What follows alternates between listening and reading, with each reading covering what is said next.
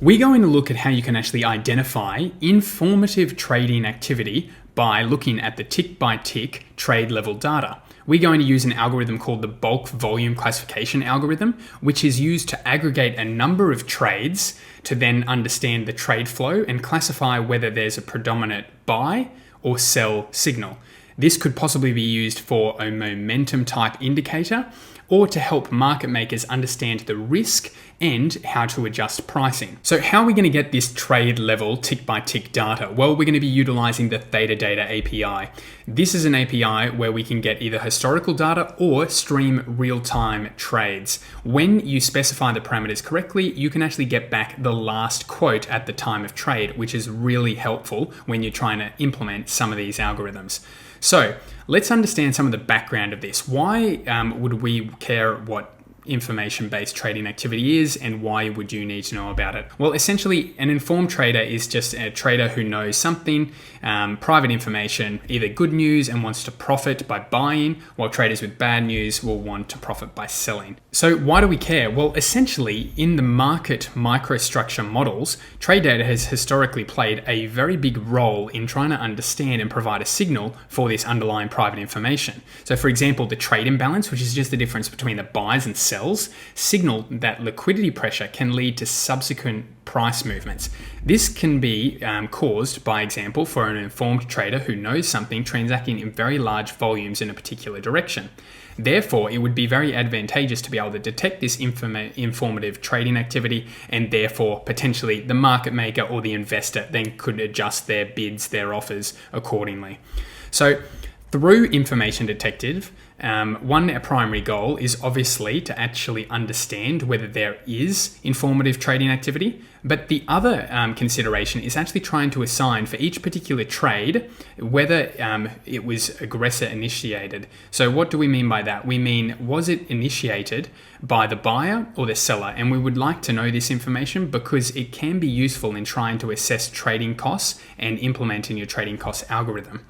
So, traditional approaches at this in the past were trying to attempt to identify individual trades as the aggressor. So who was the buyer, who was the seller, if this information wasn't provided available from the exchanges. So the most established algorithms that have been implemented to try and identify the aggressor have been the Lee and Reddy, so LR, the EMO, and the CLNV. And these classify trades based on the proximity of the transaction price to the quotes that were in effect at the time of the trade. However, in today's market, this is very problematic because we have increased frequency of order submission cancelling and across multiple exchanges. So this is a problem.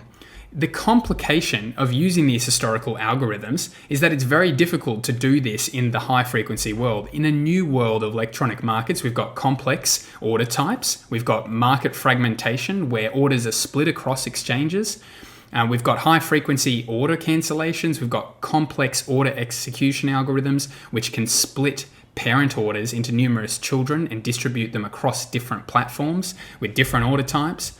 So in summary, it can be very hard to say that the consolidation tape, which is the final tape that has the trade summary, is actually in the correct order.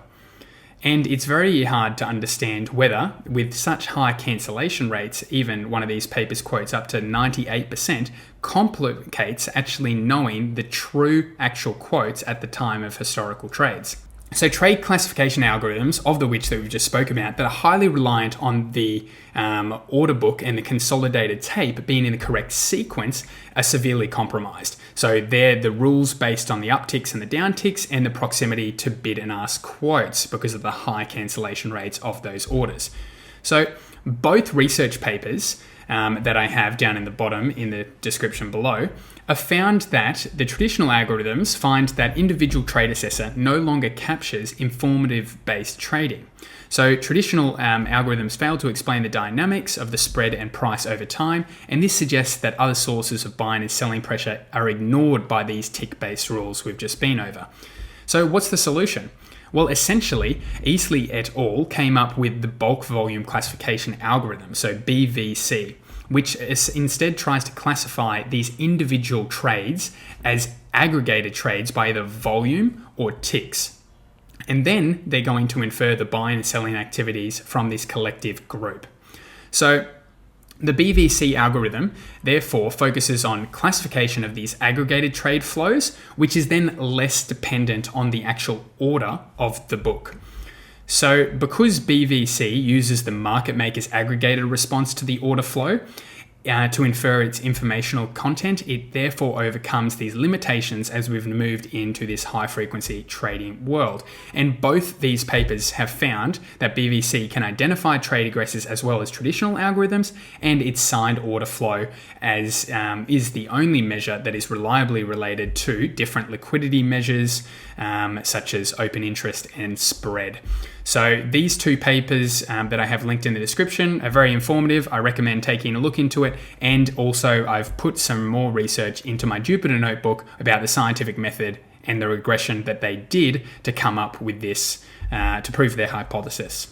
So our aim today is to actually just implement the BVC algorithm using the data that we're getting from ThetaData historically. In future videos, I want to try and use and develop this algorithm so we can include it in real-time streaming, which is available through ThetaData. And also I plan on doing a series that focuses on creating a market-making trading bot, and we could possibly incorporate this information as a risk metric. First off, let's start with our imports. We've got OS, time, pickle, random, numpy, pandas, matplotlib for plotting, date time, and ThetaData classes here. My code will be available in the Jupyter books within my Patreon page. So getting the data, this is the first step. So ThetaData is this API where we can get either real-time or historical NBB option data, so National's best bid and offer, or request historical data, trades and quotes up for 10 years. So let's get all the expirations on a particular underlying. So the first thing we're going to do, we're going to provide our ThetaData username and password. I have mine cached here in a .env file. So you would just place your username and password here. And I've created this function for a get expirations. So based on a ticker, we're going to get all our expirations. So now that for Microsoft, I have all of the expirations available by ThetaData, and you can see back to 10 years, 2012, all the way through to 2025. So now I want to actually get all the strikes for all these options. So what I'm going to do is I'm going to create a get strikes function where we can pass it our root ticker and our expiration dates. And what we're going to get back is a dictionary with the keys as all the expiration dates of all the strikes available on that option. So I won't run that now. I've pickled the data so we can have access to it. And as you can see, here is all the strikes on just a particular expiration that I've chosen at random.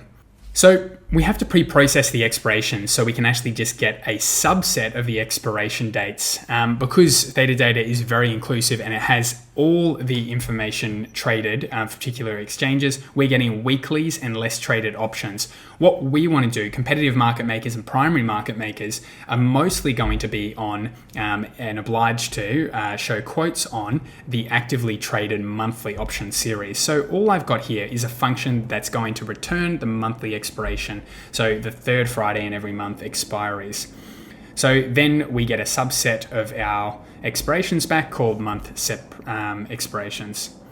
So the fourth step in this first stage is get all the data for a particular contract and strikes. So here, now I'm choosing a particular contract. So I'm going to choose a call, and so Microsoft at a particular expiration date, I'm going to give it a whole bunch of strikes, and then I'm going to choose all the call options. And I want to get the historical trading period between a start date and an end date. So here, all I'm doing is I'm going to store the data in a dictionary. I'm using the connecting to the ThetaData terminal, and then I'm looping through my strikes and attempting to get the historical information. So client.get historical information, I want the trade quote level information between particular dates for a strike. If the data is not there, then I want to throw an exception, and then I'm also going to store that as an NA. So once I've been through that process, I then have my strikes. So I've chosen this particular expiry date.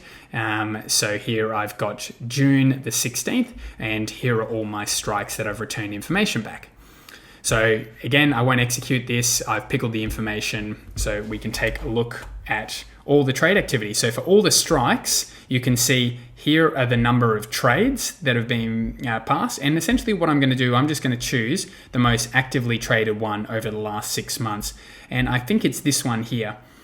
It is the 300 strikes. So 17,835 options traded. So I can pass that back as a data frame. And then we're gonna rename that subsection of the dictionary as the single data frame trades _ DF. So we get our ThetaData dictionary back. What I want to do now is we're going to take a look at individual trades level information, and we notice that we've got this MS of day and date columns separated. So I actually want to just simplify that and combine it so that we can have a date as an index, which is much easier. So we're going to do a bit of data processing. I'm going to take those dates and the milliseconds of the day and add that to something called date time new column. I also want the value of the trade, which is just the price times the size. I also want the volume order, which is just the size rank. So essentially, I'm going to resort my data frame, and then I want to drop some of these excess columns that I no longer need anymore. I also want to include some of the enums that ThetaData provides within their enum classes. So we've got some trade types here. I've got the trade condition, and I've also got exchanges. So I'm just creating dictionaries for those enums and getting the keys as the values and the names, and then I'm just going to substitute them within my data frame. Here I'm just grouping on the conditions, so you can see the conditions and the amounts of trades for this particular option series and the sizes that were executed. So order execution, intermarket sweeps, Opera X hours, and you can look at the difference between these types of trade conditions on the actual NASDAQ website. So we also want to look at the different types of exchanges. So again, in the modern day, we have multiple exchanges that are trading the exact same product. So it's interesting to be able to look at the bid exchange, look at the ask exchange, and again, they're stored in the enums. So I'm creating a new column and applying that formula so I can get those columns. I'm grouping back, just for example, on the bid exchange so we can see the different exchanges where these options were traded and in what volumes. So now I have my final data frame ready for actual analysis. So again, we've got the size, the price, and I have the quote level information of the last quote that was available at the time of the trade. But again, remember, we don't know if that was the true quote before there, because there is such a high level of cancellation within the order books across exchanges. So this is really helpful and can be utilized for a whole bunch of analysis. However, we're looking for really reliable across time dependency, and in the new market, that's what this bulk volume classification algorithm and aggregated trade level is useful for. For the bulk volume classification algorithm, we have a time or volume bar for time tau. So this is assigned a price change, so delta P, between those two time periods. And essentially, we want to let these two variables, so hat volume tau buy and hat volume tau sell, equal to the following. So we have VT, which is the volume traded in that specific interval, in either the volume bar or the time bar. And then we have it multiplied by T, which is our CDF of the student T distribution with DF degrees freedom. So our Z variable here, our variable for the student T distribution, is the difference between the price, so the magnitude change, divided by the sigma, which is the volatility of that particular trading interval. So here, that's just giving a standardized magnitude of the movement that occurred between that time bar. So we're using the student T distribution to be able to provide a factor for that and a weighting. So the formula that we're going to use for the volume weighted standard deviation of price is the following. And we're going to have to use a look back period that we can define within our equation to get that standard trailing standard deviation over. This is consistent with the two papers that we referenced before. So examples of this, so volumes are therefore assigned a direction of price changes and a magnitude. So the volumes will be weighted depending on how large the price change is in absolute terms, so in magnitude, and then this is relative to the distribution of those price changes.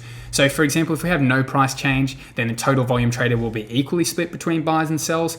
If the price change is greater than 0, then the volume weighted is more towards buys than sells, and then vice versa for price decrease. So it's more weighted to sells.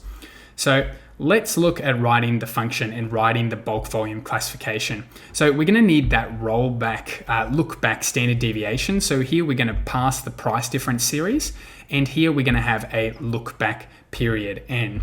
So if the length of the price difference is less than that window, then I want to throw a value error. Look back window is greater than the rows of the data frame, just so the user knows what's going on. If not, we're going to return the price difference dot rolling window equals that n look back period, and then we're going to go dot standard deviation. So using Panda's internal functions there. So for the bulk volume classifier, we're going to have this algorithm, and it's going to take in a Pandas data frame, which is going to be a bar. We don't know if it's a time or a volume bar, but it is going to contain open, high, low, close, and the volume traded within that time period. We're also going to give it an integer, a look back period, and we're also going to give it degrees of freedom for the student t distribution. We're going to get back a data frame. So we're going to calculate first the change in price over that data period, and all we need to do for that is define a delta p, which will be a Pandas series, and we're just going to take the difference between the closed prices. And all I need to do here is take the data series dot close and minus it against the shifted data series dot close. Then we can calculate the standard deviation across those periods with that specific look back by passing our delta p into the function and our look back period into the function that we defined before. The z variable for our student t distribution is just that delta p then divided by our sigma p, and then we can assign and get the weight by that student t distribution by using the scipy stats module. So scipy stats.t.cdf, and we're going to pass that z variable and the degrees of freedom. So once we've got that weighted picture it like a weighted average, we're going to calculate VB hat and VS hat individually. So we're just going to take that volume series for our bars and multiply it by X, and that's going to be the assignment to the buy, and then it's just 1 minus that for the sells. So then I'm just going to rename those series, and then we're going to concatenate them, and we're also going to create another column called volume fraction, which is just going to be the fraction of buys compared to the volume traded total. We need to actually pass a bar, so either volume or tick bar. Let's explain what those are. First, we need to create a helper function to allow us to construct and return an integer number of bars. I've actually been through this in a machine learning video before, using the practices that Marcos Lopez de Prado has implemented within his Machine Advances in Machine Learning book. So if you're interested in learning more about tick bars, volume bars, please take a look at that video, link in the description. So here we've got a bar, and we're going to take an X and Y, and we're going to return an integer number of bars. We're going to use this to construct our tick bars, and we want to sample the variables open, high, low, close from within a specific number of transactions. So tick bars, we're specifying a number of transactions like 5 trades or 10 trades, 20 trades, number of trades, and we want to pass the trades level data that we have before from our data frames. That's the trades underscore DF. So specifying the number of transactions, and all I'm going to do is I'm going to assign the number of bars, which is dependent on the length of my trading frame, and then the number of transactions. So I'm then going to aggregate my data price information to open, high, low, close. And I'm also going to do the sum of the size, which will be the volume. So now that we have that information, all I'm going to do is then create a new one called volume, which is just going to bring in that original ThetaData information on the size and pass that out as our tick bars. So we've created our tick bars. Here I've just plotted what that looks like with a histogram, and you can see the distribution there over our 6-month period for that particular option trade. So Here we've got volume bars. So volume bars are sampled at a predefined amount of traded volume. So here we're doing the exact same thing. We're passing in a volume though instead of a transaction number. And then again, we're creating our bar based on the cumulative sum of the trading size and the volume that we're specifying that we want to create the bars over. Again, we're aggregating the same information: price, open, high, low, close, and we're also getting the sum of the trading data back, but it's negligible because we're actually assigning what that value is. So we're just saying that the volume traded equals 10 here, and you can see the distribution here. So now I actually want to implement and classify our trades that we've got from our ThetaData API. So let's create tick bars and volume bars, use whichever one you want, and then we're going to pass that through to our bulk volume classifier. So our open, high, low, close volume bars is going to be equal to tick bars, and we're going to assign a look back for the standard deviation of 100 periods, 100 bars. Here I'm just then printing the information. And you can see I'm adding the close information into our BVC pandas data frame because we're going to use that for plotting. So essentially I get back my bulk volume classifier information as the buys, the sell volumes, and then the fraction of buys versus total volume and the close information. Now let's actually visualize these results and see how this can help us potentially, or a market maker, in making informed decisions and potentially adjusting strategies. So let's look at a subsection of the data, the last 100 data points. And here I'm plotting in the graph, in the blue, the fraction of buys that were greater than 0.5 in blue. And then in red, I'm doing the fraction of buys more orientated towards selling volume in red. Here in the black line, which is on the Y2 axis here, is price. So here you can see the movement, and we have the corresponding index of bars and the colors of our fraction of buys. Now, this is a little bit hard to see visually because there are even 100 data points is hard to see, but in both of those papers, they established that there is correlation and regression capability of this indicator to indicate a relationship towards future spread, volatility, and open interest. And this can be linked to then market aversion and volatility. So this is very important for market makers and can be used as a really good indicator. Now, let's just take a quick look into what that could look like. So creating an indicator, potentially right now we have this fraction of buys, which is between 0 and 1. With the equal volumes of buys and sells being 0.5. It might be more useful if we had an indicator, for example, to be between -1 in heavily sold and then 1 being heavily bought. So let's create an indicator, and all we need to do, if we're confident that our ratio from the student t distribution is always going to be between 0 and 1, then what we can do is we can take that array, multiply it by 2 minus 1, and we're actually going to get values, normalized values between -1 and 1. So we can also probably calculate a moving average of this particular indicator. So here I've got a moving average that takes an indicator as the pandas series, and then we assign a number, which is that look back period. And essentially here I've got a moving average of this BVC indicator that I've created, which is going to look back 10 periods. Now we can clean up our findings, and I've just printed the last 10,000 data points, which is all of the data points. And here you can see what the results are. Here I've plotted in the bars, I've got our BVC. If it was positive for the indicator, it's in blue. If it was negative, then it was heavily sold, then it was in red. And you can see how these kind of things align with the option price, which is in black there, over the cumulative bars index, so the number of trades or the cumulative volume, depending on which bars you've used. We use ticks here, so the number of trades is the cumulative number of trades on the bottom.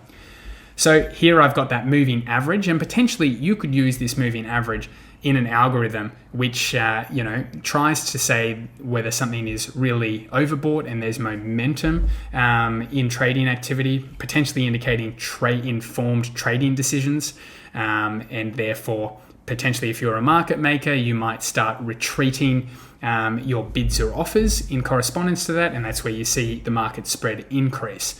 Now, this is just an illustrative example of what this algorithm is attempting to do to show informed trading decisions. In future videos, we're going to take a look at how you can actually relate this to the spread and then what that means for market makers. So again, algorithms like this can really help try and discern informed trading decision, especially by big institutions that are trying to split orders up into smaller packets. This can be a pre-forecast to some large price movement. So hopefully you found interested in this. I'm going to try and use the ThetaData API in the next video, and we're going to try and do real-time streaming and relate this to real-time streaming. So if you're interested in that, sign up for the channel, and if you're interested in taking a look at the ThetaData API, links will be in the description.